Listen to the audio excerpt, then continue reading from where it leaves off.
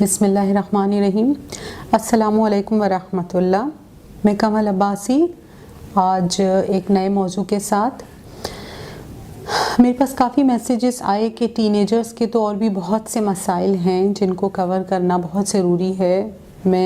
मुझे बखूबी अंदाज़ा है क्योंकि मेरे अपने बच्चे भी टीनेजर्स हैं, उनके क्या मसाइल हैं रोज़मर्रा ज़िंदगी में मैं अच्छी तरह जानती हूँ। और इस चैनल पे अगर आप लोग कंसिस्टेंट रहेंगे तो इंशाल्लाह मैं अपनी अपकमिंग वीडियोस में कोशिश करूँगी कि ज़्यादा से ज़्यादा टीनेजर्स के जो भी मैटर्स हैं उनको कवर कर सकूँ। आज का मेरा मौजू है बोर्डम। हमारे बच्चों की बहुत कॉमन कंप्लेन है ये कि हम बोर हो रहे हैं, हम क्या करें। अब थोड़ा सा अगर हम फ्लैशबैक में जाते हैं, बहुत ज़्यादा नहीं, सिर्फ अपने बचपन में अगर हम जाते हैं तो क्या हमारे पास कभी बोर होने का टाइम भी था? हालांकि गैजेट्स नहीं होते थे, लेकिन हम कभी अपने बचपन में बोर नहीं हुए।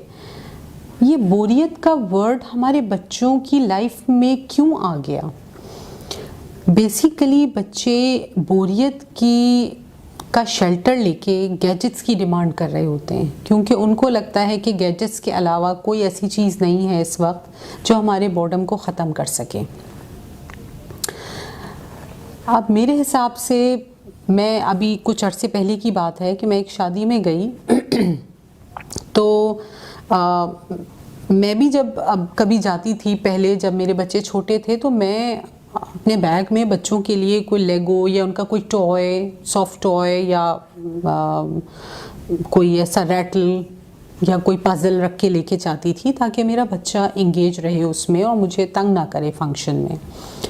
मैंने देखा अभी कुछ अरसे पहले की बात, एक लड़की थी, यंग थी, उसके 2 बच्चे थे। एक बच्चा उसकी गोद में था 8-9 माह का और एक 4-5 साल की बच्ची उसकी साथ थी।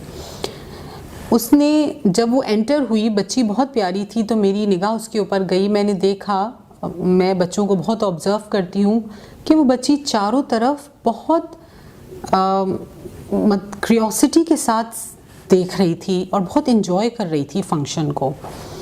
लोगों के रवैये, उनका हंसना, बोलना, उठना, बैठना, colourful dressings, lights, fresh flowers, इन सब को देख के वो बहुत एंजॉय कर रही थी। माँ ने लाके बच्ची को चेयर पे बिठाया, नर्सरी बैग से एक मिनी टैब निकाल के बच्ची के हाथ में दे दिया।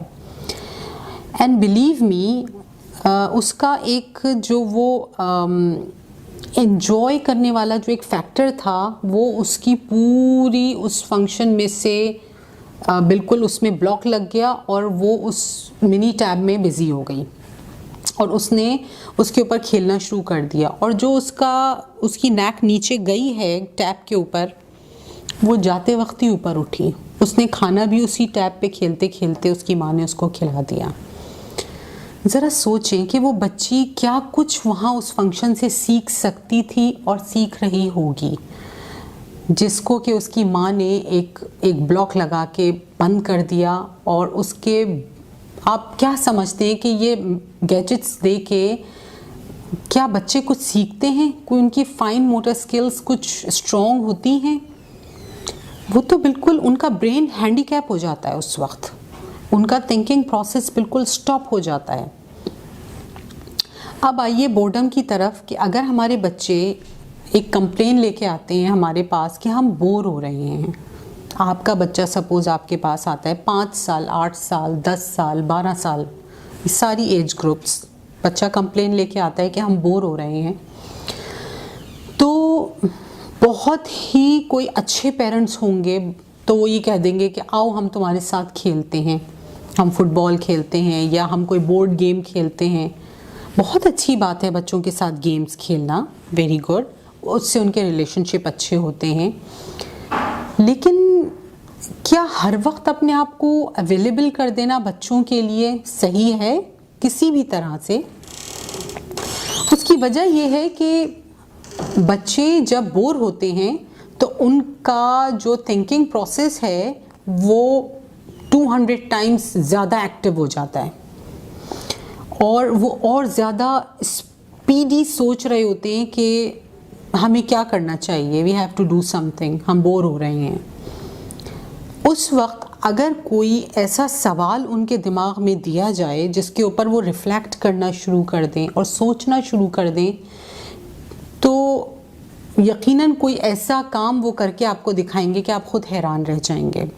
मिसाल के तौर पे अगर बच्चा आपसे कहता है कि मैं बोर हो रहा हूँ, तो आप उसके सवाल के जवाब में वापस उससे एक सवाल करें, तुम बोर हो रहे हो तो सोचो कि तुम क्या कर सकते हो अपनी इस बोरियत को ख़त्म करने के लिए। क्या ऐसी चीज़ है जो तुम्हारी बोरियत को ख़त्म कर सकती है? वो एक सोच में पड़ जाएगा। उस वक्त आपका ये सवाल उसको सोचने पे मजबूर करेगा कि मैं अपनी बोरियत को ख़त्म कैसे कर सकता हूँ। हर वक्त अपने आप को अवेलेबल कर देना सही नहीं है। बच्चे को खुद अपने लिए कुछ एक्सप्लोर करने दें और सोचने दें कि वो अपनी बोरियत को ख़त्म कैसे कर सकता है। मेरा बेटा अब तो खैर 9 साल का है। मैं एक साल 1.5 साल पहले की आपसे बात कर रही हूँ कि मेरे बेटे ने मुझसे जब ये कंप्लेन की, तो मैंने उसको कुछ नहीं, एक blank sheet the white colour की और 6-7 पेंट्स दे दिए जो शीशी में होते हैं छोटे। उसने पहले तो बिल्कुल इनकार कर दिया कि मैं ये नहीं खेल रहा, ये बिल्कुल बेकार गेम्स हैं और ये कोई गेम नहीं है, मैं बोर हो रहा हूँ।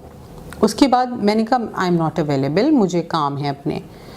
तो अब उसने जब आउटराइट देख लिया कि मुझे गैजेट्स तो मिल नहीं सकता, माँ भी मुझे कोई कंपनी नहीं दे रही, तो मुझे कुछ ना कुछ तो करना है। बच्चा, दे आर बोर्न क्रिएटर्स, कुछ ना कुछ क्रिएटिविटी उनके अंदर अल्लाह ताला ने नर्चर करके भेजी है। उसको हम बिगाड़ने की कोशिश करते हैं, बल्कि हम उसको ख़राब कर देते हैं, वरना अल्लाह ताला ने हर बच्चे में क्रिएटिविटी डाली हुई है। पहले तो उसने मना कर दिया खेलने से। उसके बाद उसने लेटे लेटे एक पेंट खोला, ब्लैक कलर की एक लाइन उसने अपनी फिंगर से ड्रॉ की, पेंट में डिप किया और फिंगर से वाइट पेपर पे एक ब्लैक लाइन ड्रॉ की। उसके बाद उसने वाइट कलर लिया फिंगर से और उसी ब्लैक लाइन पे उसने वाइट से लाइन ड्रॉ की। It makes grey colour. तो अब वो उसी वाइट और ब्लैक लाइन के ऊपर डिफरेंट कलर से लाइन ड्रॉ करता जा रहा है और उसका कलर चेंज होता जा रहा है उस लाइन का।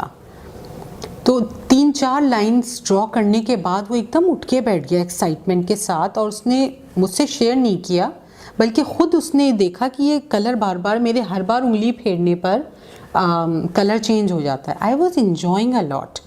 मैं दूर से उसको ऑब्ज़र्व कर रही थी और मैं देख रही थी कि वो उस चीज़ को इन्जॉय कर रहा है।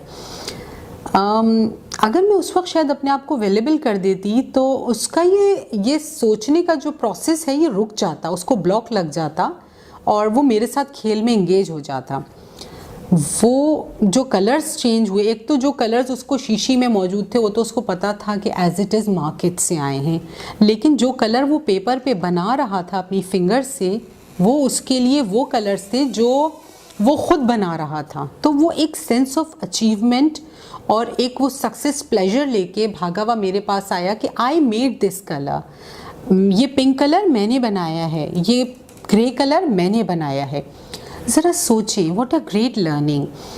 ये कॉन्फिडेंस जो उसके अंदर खुद बना के आया है, क्रिएट करके आया है, क्या ये मैं उसको दे सकती थी? या कोई भी किताब इस दुनिया की उसको वो कॉन्फिडेंस दे सकती थी जो उसने खुद क्रिएट करके पैदा हुई उसके अंदर कॉन्फिडेंस? कोई नहीं दे सकता था। हर इन्वेंशन के पीछे जितने साइंटिस्ट हैं, यकीन करें हर इन्वेंशन के पीछे बोर्डम का एक बहुत बड़ा फैक्टर होता है। बोर्डम हमें सोचने पे मजबूर करता है कि हमें कुछ ना कुछ करते रहना चाहिए या हमें कुछ नया करना है। इसी तरह हम अपने बच्चे को जब ये मौका देंगे कि तुम सोचो कि तुम्हें अपने बोर्डम को ख़त्म करने के लिए क्या करना है, तभी तो वो उसके ऊपर रिफ्लेक्ट करेगा और सोचेगा कि मुझे क्या करना है। जब हम ये क्वेश्चन उसको दे ही नहीं रहे, उसको ये थॉट्स दे ही नहीं रहे कि वो अपने बोर्डम को ख़ुद भी ख़त्म कर सकता है, उसके अंदर ये कैपेबिलिटी है, तो वो इस तरफ सोचेगा ही नहीं। वो हमेशा, उसके पास 2 ही ऑप्शन होंगे कि या तो मुझे गैजेट दे दिया जाए या फिर मेरी माँ या बाप मुझे कंपनी दे मेरे बोर्डम को ख़त्म करने के लिए। तीसरा उसके पास कोई और ऑप्शन नहीं है। वो तीसरा ऑप्शन सबसे ज़्यादा क्रिएटिव है और वो ऑप्शन आप उसे देंगे बीइंग पेरेंट, कि तुम खुद सोचो कि तुम अपने बोर्डम को कैसे ख़त्म कर सकते हो। आप बिलीव मी, वो ऐसे कमालात करते हैं बच्चे कि हम खुद हैरान रह जाते हैं। बच्चे कोई ऐसी क्रिएटिव चीज़ ज़रूर करेगा कि जिससे आप खुद सरप्राइज़ हो जाएंगे। तो अपने आप की अवेलेबिलिटी बच्चे की लाइफ में कम करें, उसके साथ रिलेशनशिप अच्छे बनाने की कोशिश ज़रूर करें, लेकिन उसके थॉट प्रोसेस को ब्लॉक ना लगाएं, उसको सोचने दें और एक्सप्लोर करने दें अपनी दुनिया को। इंशाल्लाह आपसे जल्द दोबारा मुलाकात होगी। जज़ाकल्लाह।